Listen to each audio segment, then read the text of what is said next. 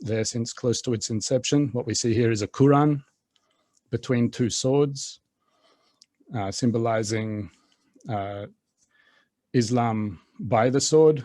If you're the one holding the sword, if you're the one going out to implement this ideology, if you're the one implementing jihad to push this Islamist perspective into the world, or Islam by the sword, if you're on the other side of the sword. So this fulfills another part of the goals, where the goal is really to implement a global system for humanity, where, you know, at face value you have the Quran there, but behind it you have the sword, meaning that it's expected that there will be a violent struggle to implement this ideology. So finally, why is this important? Is that recently there's been a debate about whether the Muslim Brotherhood is a terrorist organization. In some places it's regarded as a terrorist organization, or whether it's moderate. And if it's considered moderate, then it's suitable for Western collaboration. For example, most popularly, the Obama regime immediately took to establish ties with the Brotherhood. If you see here, this is an article by Dr. Mordechai Kedar, where he writes that the reason that the United States supported the Brotherhood was because ever since the terror attacks of September 11, 2001, the United States has been searching for a moderate sort of political Islam that the West can live with, contrary to Al-Qaeda, for example. And the Muslim Brotherhood is very suitable, in the opinion of the State Department, and later in the opinion of the Obama White House as well, meaning that there were researches done prior to 2008, which pretty much put forth to the State Department that the Muslim Brotherhood is a moderate organization suitable for doing business with, for developing collaboration and partnerships with. And even when Obama came into power, it was customary for an American president, for his first foreign policy visit, to go to Canada, and that's been the custom for many years. Obama went to Cairo, and also not to meet with the political establishment in Cairo, but to meet with the Brotherhood, and immediately started developing ties with them. So we're going to look at now more what this means. So the establishment of the Muslim Brotherhood, it's worth saying a few things before we get into the genocidal anti-Semitic part of it, as is the title of this lecture. Because really what we'll see is that it didn't start off with any genocidal anti-Semitic intent overtly, but rather it started off through this prism that we see here, that through the 18th and 19th centuries, we have a rise of Western colonialism, secularization in the Middle East. You know, the British and French put footprints and expanded across the Middle East. You had this confusing time where places that were traditionally Islamic, they had to deal with all this European influence, nationalism, secularism, capitalism, liberalism, humanism, modernity. They had to come up with all kinds of ways of dealing with this. So, of course, when you have all this foreign influence coming in, so that's when you had, on one hand, weakening Islamic influence, as you see here in the middle. On the other hand, all kinds of reactionary movements, people turning back to a purist and true form of Islam and coming up with reformist movements, such as the most popular ones being Wahhabism and Salafism. You have Al-Wahhab al-Tamimi, who established Wahhabism, and Jamal al-Din al-Afghani and Rashid Rida, who were the first Salafists who they did a lot of work in lobbying politicians, trying to get political establishments to start getting active in putting these purist Islamic ideas. On one hand, you could say that they failed at their time because they didn't really push these ideas through in any kind of mass level. On another hand, they founded the ideology for things like the Muslim Brotherhood to build upon. So if we're talking about the actual establishment of the Brotherhood in Egypt, so we're talking about a time where from the late 19th century, you got the British occupying the region to control the Suez Canal. The Suez Canal created this segregation where You had, on one hand, European cities developing, flourishing in their European way. Europeans would move there to work, but at the same time, they would develop cities. And then they found out that the place here was really nice, that they were right next to the sea. They could build, nice cities with all kinds of luxury housing and cafeterias and theaters. They pretty much built Europe on one side of the Suez Canal. On the other side, you'd have the Islamic way of life with its bazaars, tea shops, barbers, and things like this. And what ended up happening was that European business and all the things that would come in from Europe would go to these European centers more and more.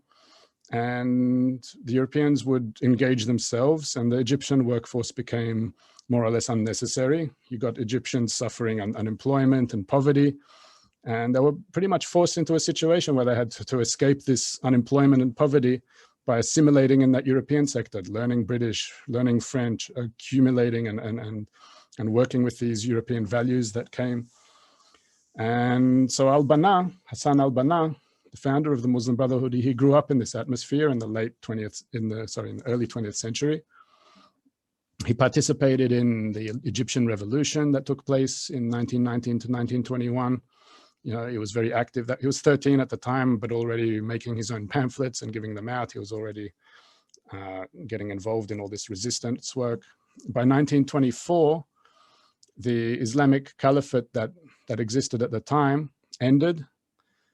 Kemal Ataturk, the leader of Turkey, declared Turkey a secular state, which ended the caliphate, which didn't really have much power anyway, but it had some kind of symbolic significance that at least there was an Islamic caliphate. And Al-Banna saw that, he described it as a calamity and a declaration of war against Islam. So he really felt this European influence as something that was really coming in and disrupting this pure Islam approach. And he was connected to the teachings of Jamal al-Din al-Afghani and the Rashid Rida. He was connected to teachings of Sufism. He really wanted this religious way of life to come through. And he was faced with this situation. In the end, he ended up becoming active by establishing a school in a city called Ismailia in 1927. It was the Egyptian headquarters on the Suez Canal, and it had a lot of European influence. And he started teaching there. He started showing himself as being a very determined and charismatic young man. And not only would he teach the children, but the children, because of his charisma, they would start bringing their fathers. He would expand beyond the school and go to coffee houses and start teaching there, and literally started teaching and doing as much as he could to put across this doctrine that he was developing, this purist and this return to purism and true Islam. In 1928, 6 men approached him who were really distressed from being treated really badly by a Suez Canal company. Apparently they worked for these companies, and they talked to him about all kinds of injustices towards Muslim and Arab workers. And with these 6 men, he developed the Muslim Brotherhood in one night, where they came up with that creed that I read earlier. And from there, they started becoming very active. So you can see here how there's this prism that comes across, and that leads to the start of the Muslim Brotherhood. Why did I spend so much time on this if we're going to talk about genocidal anti-Semitism? It's because what we'll come to see later is this: when you start feeling that distaste, this almost disgust of Western society coming and as if polluting your Islam. So this is where they came up with this whole reactionary approach to the need to come back to a pure and true form of Islam. And this is something that recurs in all jihadist thought, in all jihadist teachings. We'll see this in later periods of the Muslim Brotherhood, where Sayyid Qutb, for instance, has that same experience. The same prism pretty much plays out through any person who acquires this ideology. And soon we'll also see where the Jews start fitting into this. So moving on the development, we'll move through a bit of a timeline now. So the first stage of the Muslim Brotherhood, you could say it's the stage of Hassan al-Banna from its founding in 1928 to 1949. You have this period of dawah, religious education, charity work from 28 to 34. And then it expands to that period, as we said, of becoming much more politically active from 34 to 38, and then to a period where it becomes much more violent. And we'll see this pattern recurring. When it came to 1934, what happened in 34? So 34, you have the time in Palestine where the Palestine question becomes a whole issue. You have Hitler becoming Chancellor of Germany a year before that, Jewish immigration becoming much more to Palestine, exponential leaps in Jewish immigration to Palestine. And this is seen as an attack on the Arab world, or you could even say even greater than that, on the Muslim Ummah, on the Muslim community. And when the Muslim community, when the Muslim Ummah, or even when the Palestinian Arabs, which is you could say a subsect within the Muslim Ummah in this ideology, is attacked, when it's perceived as being attacked, so you have to deliver it from the aggressor, as it says here. There's an ineluctable obligation to protect the territory of Islam from the attack of the aggressor, to deliver it from the usurpation of the usurper, and to fortify it against the ambitions of the hostile. So this is what sets off a whole new, more active political direction, a whole lot of lobbying. In this period, he established ties with the Supreme Muslim Guide and head of the Higher Arab Committee, which would later become the Higher Arab Committee. Haj Amin al-Husseini was very active in Palestine. There's Al-Banna, by the way, on the left. This would be a connection that would develop to a point where al-Husseini would become a Brotherhood member and would lead the Palestine Brotherhood branch in the 40s. We'll go through some of these things a bit faster here. In short, this is just a bit of a timeline here where there's more and more developments of political strengthening, developing, as you see here, excursion troops, roving troops. They develop a militant force within the Brotherhood. It was more a policing force. They started organizing Palestinian demonstrations in Egypt. They firmly rejected the Peel partition plan, aligning completely with the Higher Arab Committee of al-Husseini's. Just complete rejection, complete not wanting to negotiate at all. This would be a recurring theme, as you can see, for example, with Hamas, this idea of no negotiations, just to get rid of the Jews from Palestine. This ideology was already put into practice back at this point. They wrote petitions to Britain, namely to Sir Miles Lampson, to renounce the Balfour Declaration, to end Jewish immigration to Palestine, to make Palestine independent for Arabs. They set up rallies, boycotts, fundraising, support for the violent struggle for jihad of the Palestinian Arabs, lobbying of Arab rulers to get involved. They really got involved because the more they got involved, the more support they also got. And officially, they became political in 1938. They released the first issue of Al-Nadir.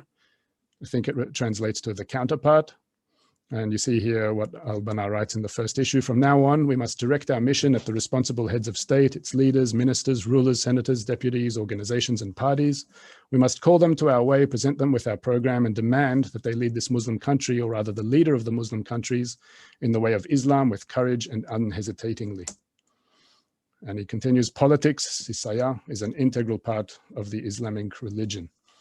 So there's this continual line throughout the Muslim Brotherhood where, religion isn't something that is there, that you should be happy with being able to get involved in a religion and perform customs, within an umbrella of a Western society. However, it's a comprehensive system that needs to become that umbrella.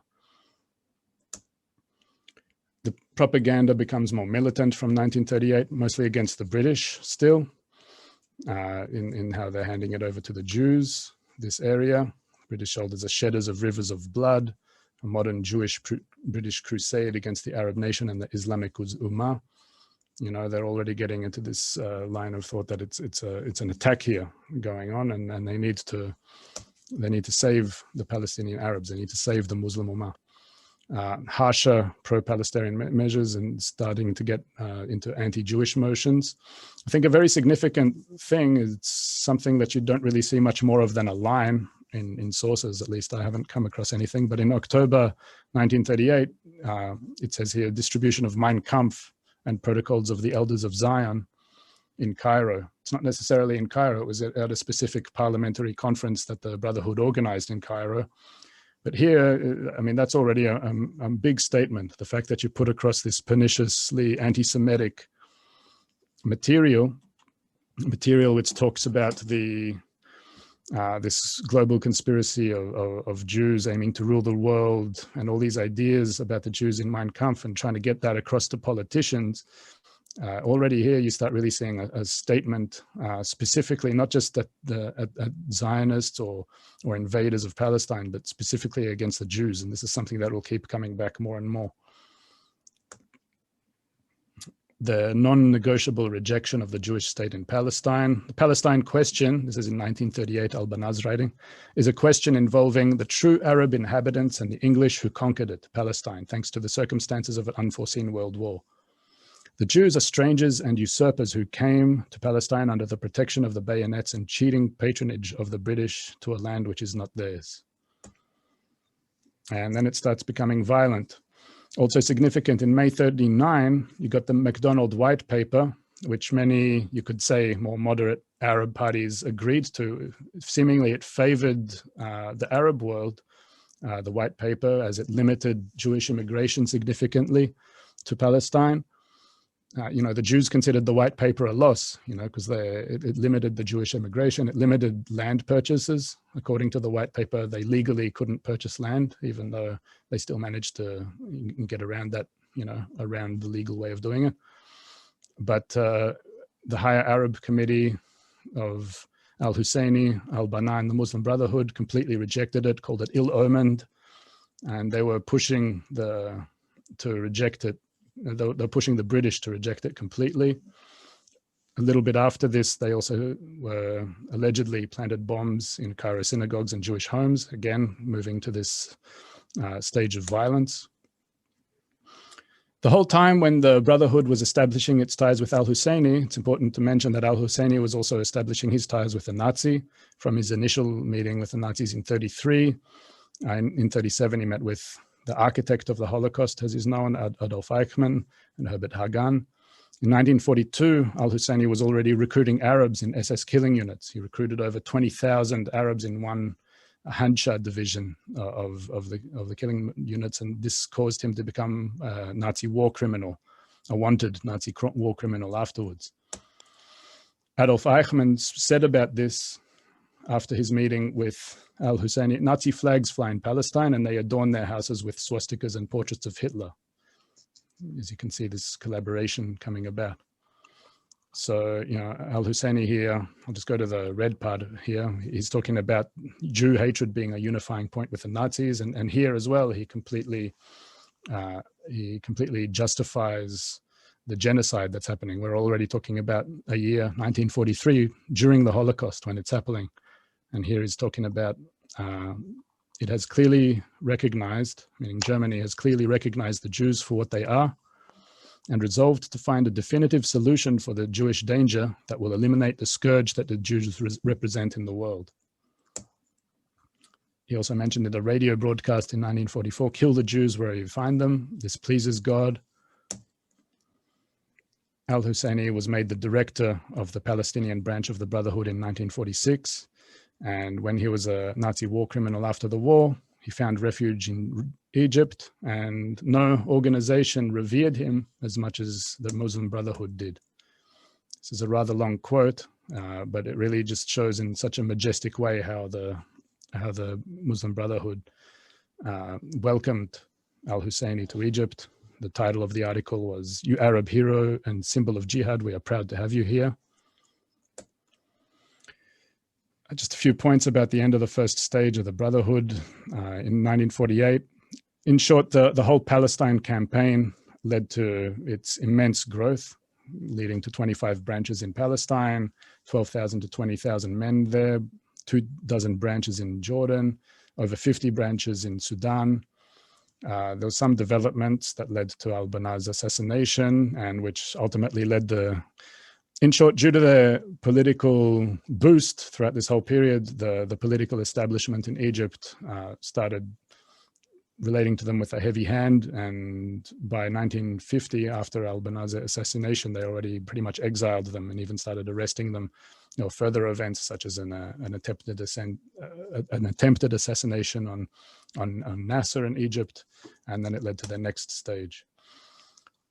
Once again, why did the Brotherhood support the Palestinian Arabs so much? We're talking about an organization that was founded in Egypt and that was very active in Egypt until this whole situation in Palestine started. So this is where we start getting to this concept of the global caliphate that is principal to the Brotherhood, that we're talking about what they perceive as a religious principle here, that first and foremost, you got to protect and work for Muslim unity, work for the global community of Muslims, the Ummah. That if there's a threat to the Ummah, you have to work to protect it. This is what they worked for, and Arab unity is a means to that. And nationalism, even though it's here on a small spectrum, patriotism is something respected, patriotism for country, even patriotism of conquest, expanding the borders of your country, but it should never come at the expense of other Arab countries or other Arabs and Muslims in the world. So this concept of a global Muslim unity, in principle, has always been the main thing for them. As if we go back to that quote from 1934, to protect from the territory of Islam from the attack of the aggressor, as Al-Banna said.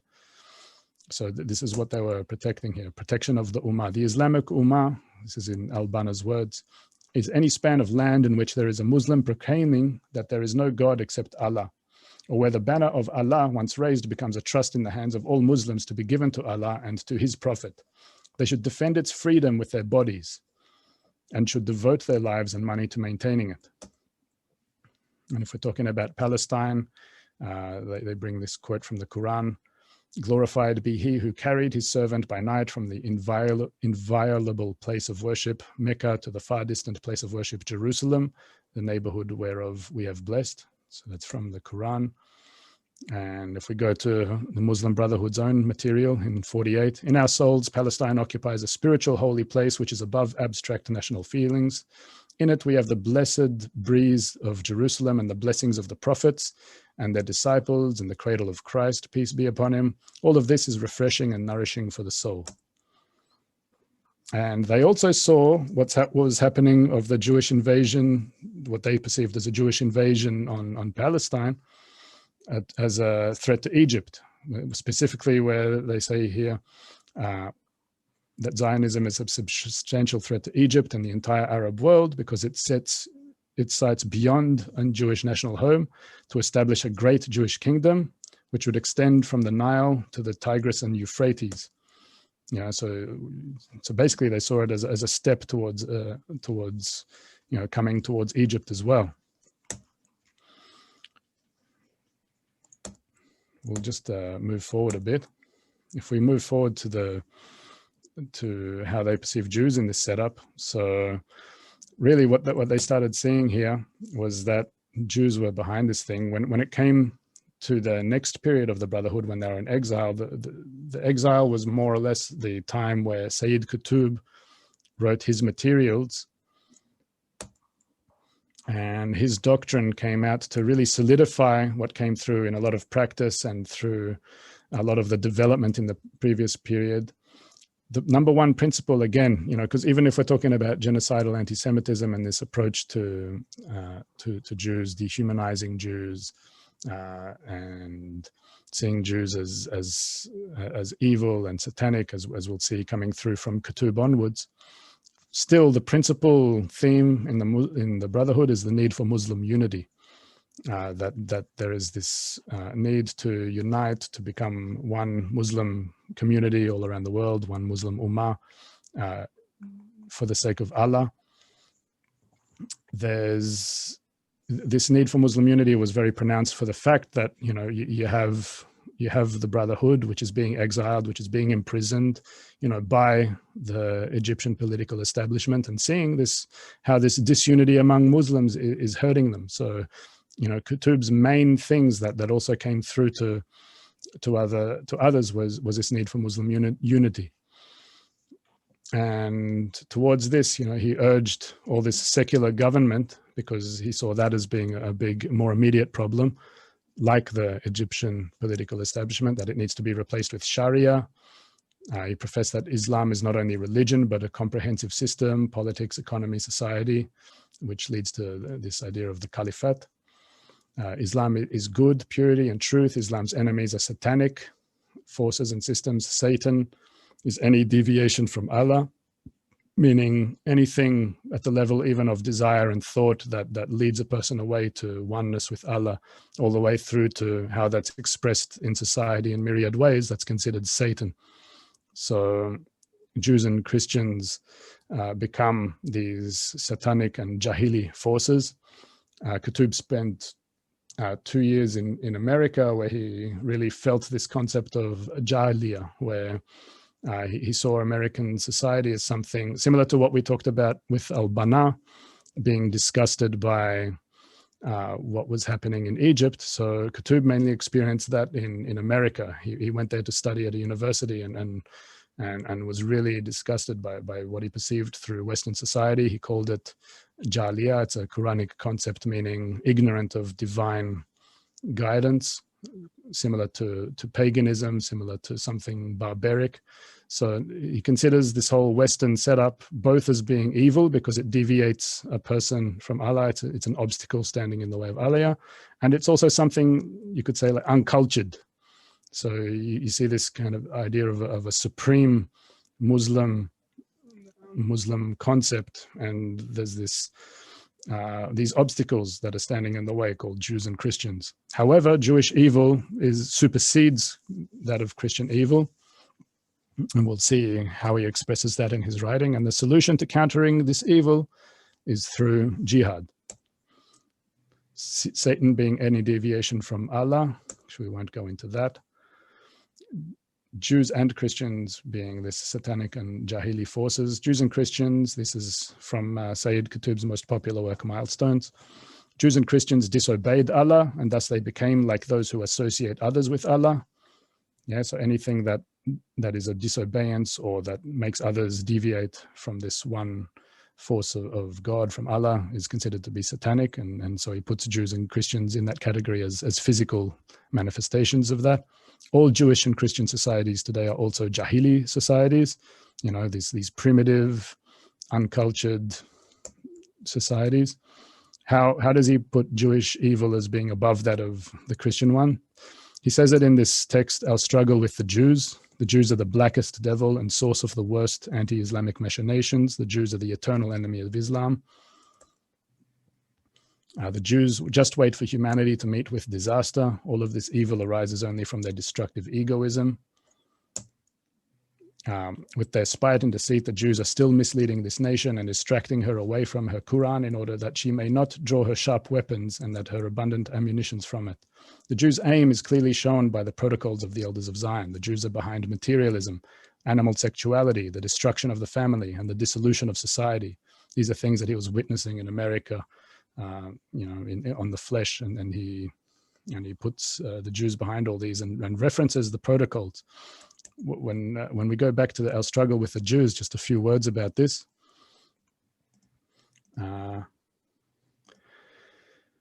So one thing I can just say about this, I think we'll have to start wrapping up soon. So, right, Daphne? We can. You can go a few more minutes. Okay, just butt in when this is really interesting. Okay, cool. Yeah.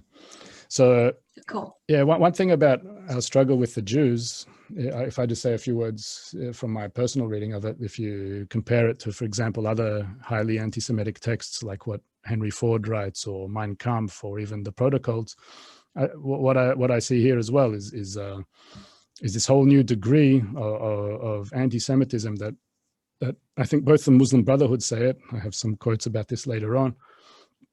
And also, it's something that that doesn't even come through with Mein Kampf and with the protocols, which is this concept that the anti-Semitism is linked with you could say, a sincere religious feeling in the heart that in order that there's a religious justification, meaning in order to please Allah, hatred of Jews is part of that. Is part of that. So this is something that really comes through. I mean, Sayyid Qutb is called an intellectual, like a leading intellectual. He's considered one of the most influential people, if not the most influential person on violent jihadist extremists. And Bassam Tibi, for instance, he quoted him he's quoted as saying that militant fundamentalist Islamists, they know Sayyid Qutb's writings more than they know the Quran. And here's a person who's taking the Quran, interpreting it, and for example, in our struggle with the Jews, he's footnoting the Quran with the protocols of the Elders of Zion, all these conspiracy theories about how the Jews are behind the world's evil. And he's mixing that together with this very, you could say, as I said, they call him a leading intellectual, but when you read these books, if there's a word for it, he's more like an emotional. He really gets this. I've never read a text such as Our Struggle with the Jews, which really kind of pulls out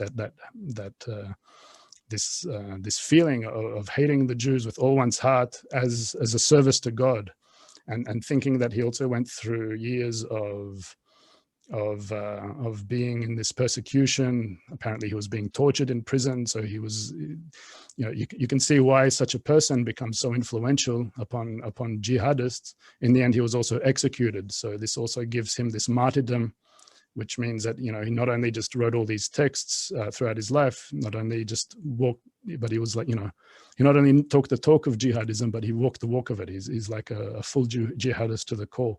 And he became probably one of the most influential people in that. And so all this stuff that he writes, and bringing in things like the protocols with the Quran, it's really just it's mind-boggling stuff. How someone who could be so religiously devout brings in this fictional text like the protocols, and weaves it all together with such emotion, where it all becomes this this really emotional ideology that all makes sense to a person, and that he can take that and it justifies him going and really taking what we read in the beginning in that Muslim Brotherhood creed to the extreme, death for the sake of Allah. So the purpose of, just some more things that he's writing here, the purpose of world Jewry, again, this is referencing the protocols and this idea of Jews being on top of, or behind all this, that Jews have this global power ambitions.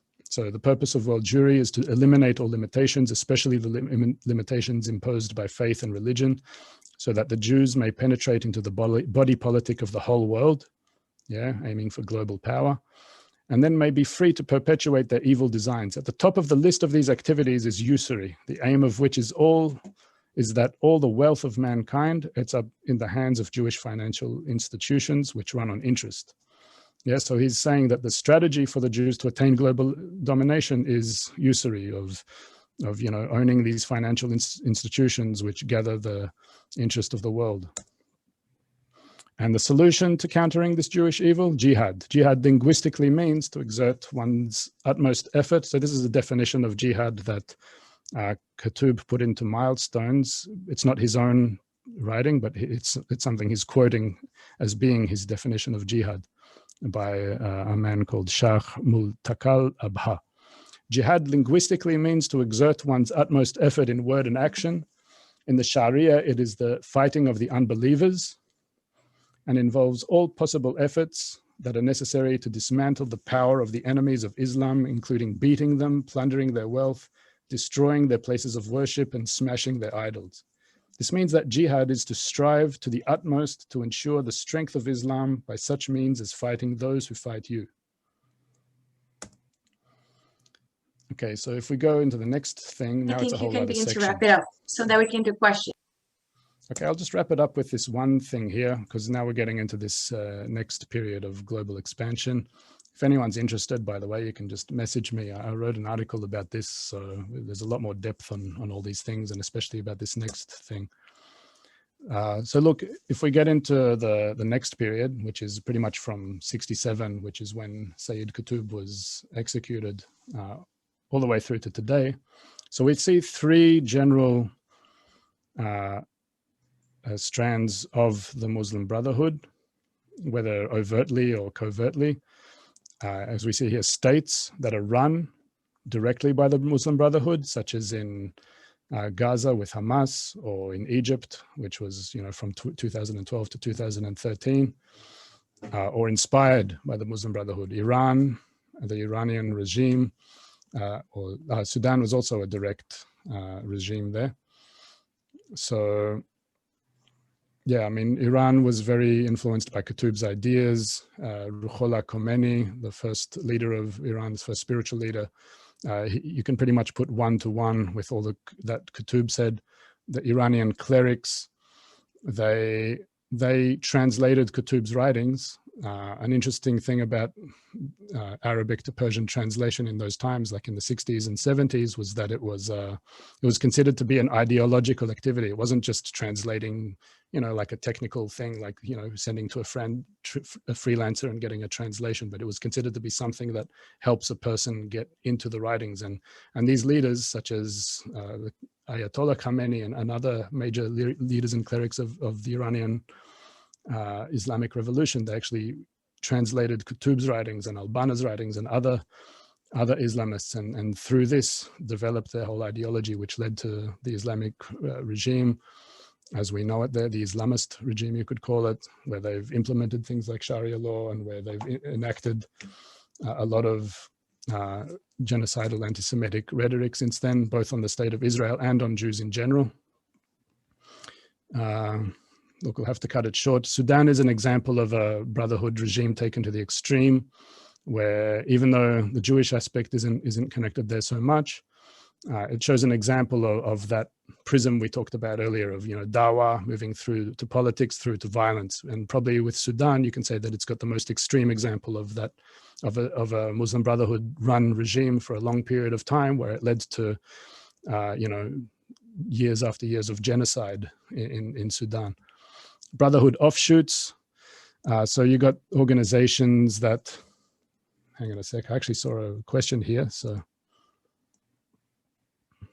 this actually answers a question that I saw. So Jevon, what is the relationship between the Brotherhood and ISIS? So now I'm already answering questions, Daphne. So, and it also is part of the lecture. So here we will talk about the connection a bit. So what actually happened is these organizations here, which are not direct, in red here, which are not direct Muslim Brotherhood led organizations, Islamic Jihad in Egypt and Palestine, the Egyptian Islamic Jihad later became Al-Qaeda, Hezbollah, who is not in direct contact with the Brotherhood, ISIS as well. So these Brotherhood offshoots, all these organizations, their leaders were all Brotherhood members in the beginning. And each one of these organizations, except Hezbollah. Hezbollah is something separate. We'll have to talk about that another time. But at least the Islamic Jihad, Al-Qaeda and ISIS, all their leaders were Brotherhood members, and they all left the Brotherhood. Either they left or they got kicked out, because they had one criticism of the Brotherhood. They still, in their you could say in their terrorist activities or in their jihad activities, they still share the same goal and ideology with the Brotherhood, meaning they're still aiming to ultimately reach one rule of Islam in the world, one global caliphate that runs by Sharia law, by means of jihad, in order to please Allah. This is their ultimate goal, same as the Brotherhood. But they disagreed with this gradualist approach of the Brotherhood. Like what we saw, this approach where you could be in this dawah stage of helping out and doing lots of things and then moving into politics. The Brotherhood can be in this stage for a long time if the conditions call to it. And in the current situation, if we go down and see what's happening with North America and Europe, we actually see that this is the stage they're in, and this is why there's that confusion with how they become called moderate, etc. So the one thing that led these people such as Abu Bakr al-Baghdadi, Abdullah Abzam of ISIS, and Abdullah Azam and bin Laden, and later al-Zawahiri of Al-Qaeda.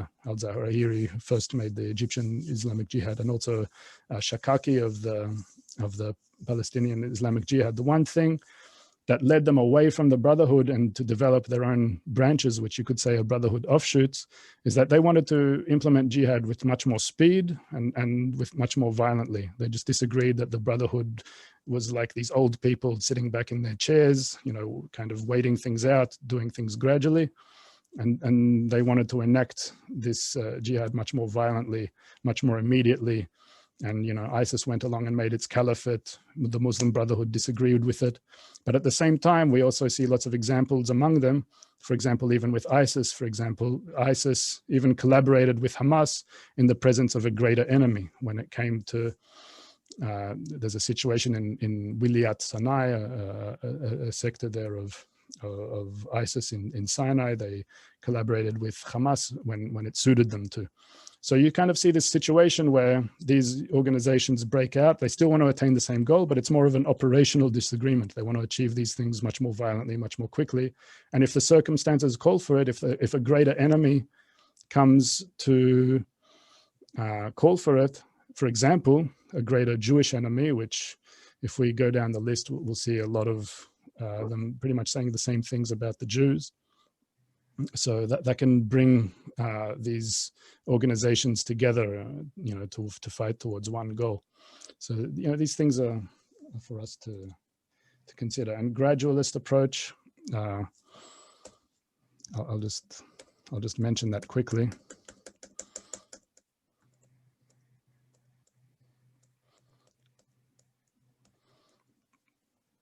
So yeah, in North America, there was a document that was found by a Hamas member in North America in 1991, who had written a memorandum to the Muslim Brotherhood in Cairo, and you know, his house was raided and they found this document. It talks about, this is one of the things inside this document. You can find it online, just write the explanatory memorandum online. He says that the process of settlement is a civilization jihadist process. He's talking about what they're doing in North America now.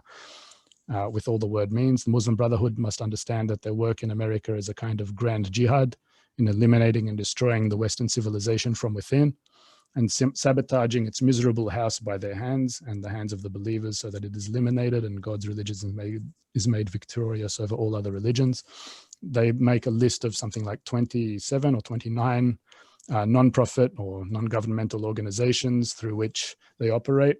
It's not important for the Muslim Brotherhood to be overt, meaning that, you know, that people, if we go back to that diagram of, you know, the Ummah, the Muslim Ummah being the number one thing, Muslim unity. So they actually have great disrespect for any one political organization, you know, emphasizing itself, that it puts itself in the front. So this is why you'll also see these gray lines with the Brotherhood, where they will even, you know, make themselves clandestine and work through all kinds of NGOs and things, like Muslim Students Organization and organizations like this, in order to achieve their goals, which doesn't come back to them, you know, being like the Muslim Brotherhood as the leaders of what's going on, if that makes sense. And in Europe, a similar thing. Islam will return to Europe as a conqueror and victor after being expelled from it twice. I maintain that the conquest this time will not be by the sword, but by preaching and ideology, said Yusuf al-Kawadari, who is unofficially, again, you know, he's not even supposed to be a Muslim Brotherhood member, but he's also unofficially known as the spiritual leader of the movement at right now. So he's talking about this gradualist approach, that it's like in Europe and North America, they're operating in this kind of clandestine way, you could say, at that dawah mixed with politics level, with a long-term vision in mind, you know, knowing that the Muslim population is going to grow, that they're going to be there developing social institutions, and it's going to kind of fit into their plan in the long term to develop this global caliphate. And they're not running towards creating jihad like ISIS does and everything, but they're also not going too much against it. You know, if these terror organizations come up and want to make a mess, so you know, they let them. Okay, I'm done. I guess definitely you can go to what you want. Markos, we have a lot of people asking for your contact information because they want to reach out to you to talk more about these issues. How can they reach you? Hang on a sec. Well, look, I know that this article, I know ISGAP's going to publish it sometime soon. I don't know if you have the details for that. That's on Al Shaddai's side. I know she's on the call if you'd like to expand, but it should be anytime soon. Oh, look, anyone who's asking, yeah. I'll just stay on in the chat and I'll just write to you and then send you my email here. Amazing. Okay, so I'll read a few more questions that we got. I don't know if you already answered this because my audio cut off for a second, but Christian asks if you could tell us a little bit about the idea of astroturfing that the Muslim Brotherhood has put out there. Yeah, so astroturfing is a tactic that you could say that it's using in mostly it's popular in North America and in Europe. This idea where, again, the Muslim Brotherhood doesn't care about overtly being this organization which is pushing its agenda. We have to understand that its goals are much more important to it than itself, and that it has a true Brotherhood member really has no interest in making the fact that, that they're making the fact that they're, that they're working for a certain organization and making that organization something great. For example, like ISIS, that ISIS broke off from the Brotherhood, and it was important to ISIS to put themselves in the front of everything they're doing and brand themselves, etc., etc. Astroturfing is more the Muslim Brotherhood strategy, you could say, today in I'd say at least North America, Europe, you could add Australia, I'm sure in many more places, where it works kind of behind the scenes, funding things like all kinds of things like students organizations. You'll see all kinds of organizations like as I mentioned, the Muslim Students Organization that has some kind of connection, like funding from the Brotherhood.